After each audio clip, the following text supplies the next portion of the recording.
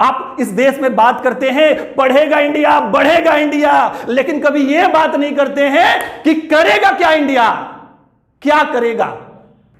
सवाल बेरोजगारी, बात और मुद्दा यही है कि अगर कोई भी फॉर्म फिलअप करते हैं तो ये बिल्कुल सोच लीजिए कि ये एग्जाम आप नहीं, आपके बाल बच्चे देने वाले हैं। और इसी थॉट, इसी सोच के साथ फॉर्म भरना है आपको, क्योंकि जिस तरह से गवर्नमेंट का फॉर्मेट है, जिस तरह का रवैया है, आपका वही होने वाला है। फॉर्म आप भरे, एग्जाम आपके बाल बच्चे देने वाले हैं। क्यों? आपको दिख रहा होगा यूट्यूब पे ये गुस्सा, ये युवाओं का गुस्सा है, ये बेरोजगारों का गुस्सा है, जो इतने सालों के बाद निकला, जब उनको महसूस हो गया कि हम मूर्ख बन रहे हैं और कुछ नहीं। जो काम 6 महीने के अंदर हो जाना चाहिए वो 6 साल लग जाते हैं, तब भी नहीं होता है। बड़े बड़े काम 2 महीने के अंदर, 1 महीने के अंदर हो सकता है, लेकिन एग्जाम नहीं हो सकता है। क्या कारण है? अगर इलेक्शन करवाना हो 50 से 60 करोड़ जनसंख्या का इलेक्शन हुआ था, वोटिंग हो जाता है और रिजल्ट 2 दिन के अंदर आ जाता है। लेकिन अगर एग्जाम की बात हो तो क्या होता है? एग्जाम देना हो, एग्जाम दे दीजिए, रिजल्ट इंतजार कीजिए 6 साल। क्या ये आप समझ सकते हैं कि मूर्ख बनाने के अलावा कुछ नहीं। जब 50 से 60 करोड़ लोगों का इलेक्शन 2 दिन में रिजल्ट दे सकते हैं, तो एग्जाम 1 से 2 करोड़ लोगों का एग्जाम देने के बाद रिजल्ट देने में क्या 6 साल लगता है? ये क्या चीजें हैं? ये क्या है सब?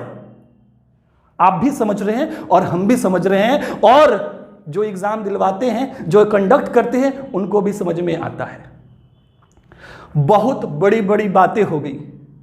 एक समय था, 2014 का समय था, जब लगा युवाओं को कोई तो आया है जो हमारी बात सुनेगा, हमारी बात सुनेगा। किसे पता था ये तो अपने ही मन की बातें करेंगे, अपने ही मन की बातें करेंगे, हमारी बात करने वाला कोई नहीं होगा। एक आस जगाया था, उस आस को भी तोड़ दिया मोदी जी। अब हम क्या करें? क्या करें हम? आप ही बताइए, आप ही बताइए। यह सवाल हमारा नहीं, उन युवाओं का है जिन्होंने आपको लाया, वहां पहुंचाया जो कभी इतिहास में नहीं हुआ, वो इतिहास रचा। लेकिन इसी आस में ना कि उनकी बात सुनेंगे आप, उनकी मन की बात सुनेंगे, लेकिन आप तो साहब अपने ही मन की बातें करने लगे। कभी तो उन युवाओं के बारे में सोचिए। आपने बहुत सारा पॉलिसी लाया, कितनी सारी पॉलिसी लाया, स्किल इंडिया, वो इंडिया है इंडिया, कौन कौन सा नहीं लाया आपने। आप इस देश में बात करते हैं पढ़ेगा इंडिया, बढ़ेगा इंडिया, लेकिन कभी यह बात नहीं करते हैं कि करेगा क्या इंडिया, क्या करेगा। सिर्फ पढ़ेगा और पढ़ेगा, करेगा कुछ नहीं। तो ऐसे नहीं चलेगा मोदी जी, कुछ तो बात करनी पड़ेगी, कुछ तो बात करनी पड़ेगी। आप सारा चीज काम टाइम पे करवा लेंगे, अपना काम है, सब काम हो जाएगा टाइम पे, इलेक्शन भी टाइम पे होगा, वोटिंग भी टाइम पे हो गया, और आपका रिजल्ट भी टाइम पे हो गया। लेकिन युवाओं का उम्र ऐसे ही दिन पे दिन चले जाते हैं, लेकिन उनका कुछ नहीं होता है। एग्जाम भरते हैं कोई और देने वक्त बूढ़े हो जाते हैं। अब तो युवा यही सोचते हैं कि फॉर्म भर रहे हैं अपने लिए, लेकिन एग्जाम तो देगा मेरा बाल बच्चा ही। कुछ तो सोचिए, और सोचना होगा, क्योंकि अब जग गया है युवा। अब नहीं चलेगा ये आपका खिलवाड़ बच्चों और युवाओं के साथ। कुछ डाटा आपके सामने जो दिख रहा है यहां पे, देखिए क्या है।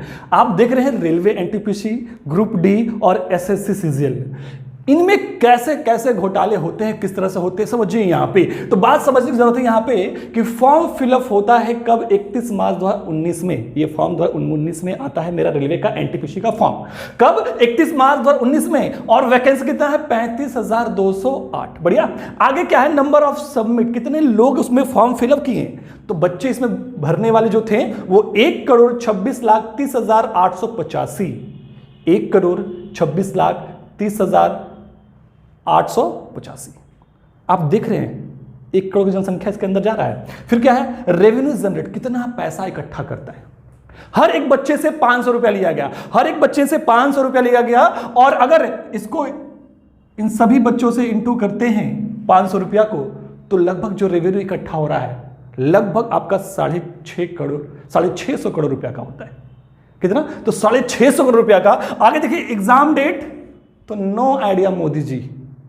पैसा इकट्ठा हो गया, बस सो गया सरकार और सो गया रेलवे एग्जाम लेने वाले सारे अधिकारी, क्योंकि उनको तो बस ये करना था। ये आया, ये आया, ये आया, ये आया, बस लास्ट ये। आपको नौकरी मिले ना मिले इससे कोई मतलब नहीं है, ये मिलना चाहिए था गवर्नमेंट को, जो मिल गया। अब आगे कोई है ही नहीं, ना पूछने वाला ना देखने वाला कि ये जो इतने सालों से, अभी देखिए क्या हो गया, 31 मार्च 2019 और अभी चल रहा है सितंबर, अभी सितंबर चल रहा है और अभी भी नो आइडिया मोदी जी की कब एग्जाम होगा। लगभग 1.5 साल हो गए और कोई भी एग्जाम के डेट का कुछ भी पता नहीं, क्योंकि उद्देश्य यही है कि वैकेंसीज लाना है, फॉर्म फिलअप करवाना है, पैसा इकट्ठा करवाना है, यही तो काम करना है। आगे का कोई शेड्यूल बना ही नहीं है। जब आगे शेड्यूल बना ही नहीं तो आगे हो कैसे सकता है? लास्ट सारा फॉर्मेट यहीं तक का सेट किया जाता है, तो आगे जाने का कोई मतलब ही नहीं है। आगे वैसे ही देखिए रेलवे ग्रुप डी का भी वही चीज हुआ। 12 अप्रैल को आया 2019 के अंदर वैकेंसीज, ये फॉर्म फिलअप हुआ और इसमें कितने वैकेंसीज थे?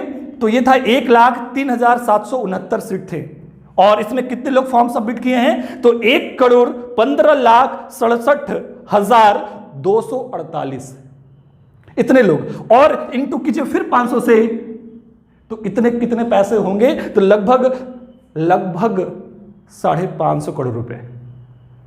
बात समझिए, फिर पैसा आया, फिर आगे नो आइडिया मोदी जी। बस गवर्नमेंट का यहीं तक तो इकट्ठा करना है, डाटा भी यहीं तक का बनता है, आगे का कोई डाटा ही नहीं है, तो एग्जाम होगा कैसे? आपको नौकरी मिलेगी कैसे?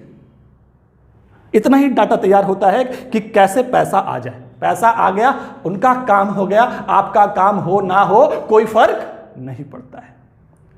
आते हैं एसएससी के अंदर, तो अब देखिए एसएससी में क्या होता है। सीजल 2018 में 5 मई 2018 को फॉर्म आता है। कितना सीट आया? 11,271, जो कि आप देखेंगे पीछे का रेशियो के हिसाब से वैकेंसीज का सीट कम होते चला गया।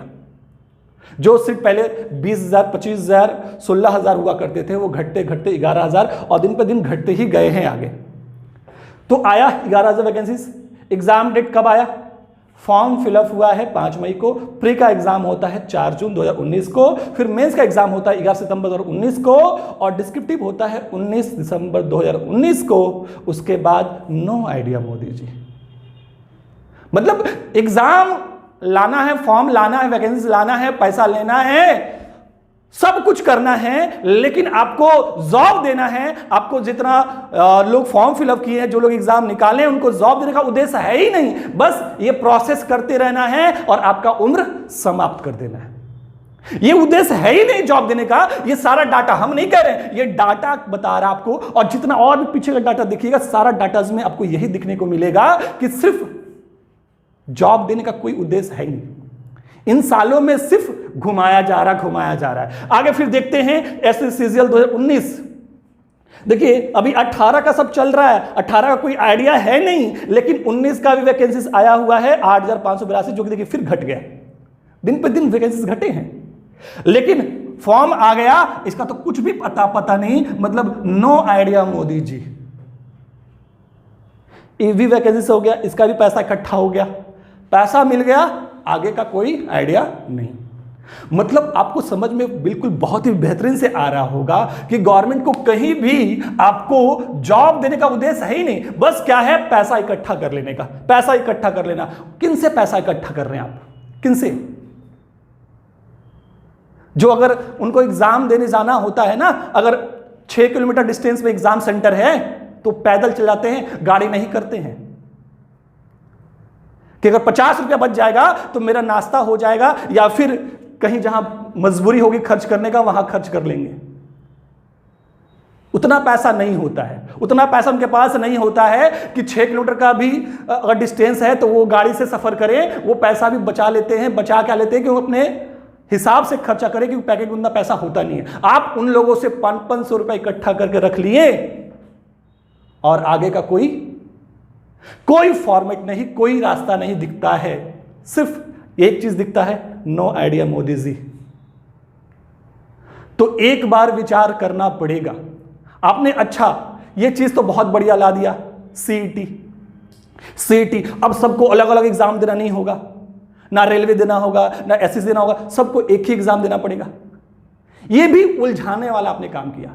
आपने ये कंफर्म कर दिया कि हर 6 महीने में सीईटी का एग्जाम लेंगे, हर कुछ 6 महीने के अंदर सब कुछ होगा, सब चीज होते रहेगा, ये तो कंफर्म कर दिया। लेकिन वैकेंसीज कितने दिन में आएंगे इसके बारे में कोई बात नहीं, क्योंकि सीईटी का फॉर्म फिलअप हर 6 महीने में होगा, हर बार सीट निकलेगा, हर बार बच्चा फॉर्म भरेगा, हर बार पैसा आएगा और मेरा काम होते रहेगा। हमको 6 महीने में पैसा आएगा ये फिक्स आपने कर लिया, लेकिन बच्चों को वैकेंसीज कितने महीने में आएगा और कितने महीने में रिक्वायरमेंट आएगा इसकी बात आपने नहीं की।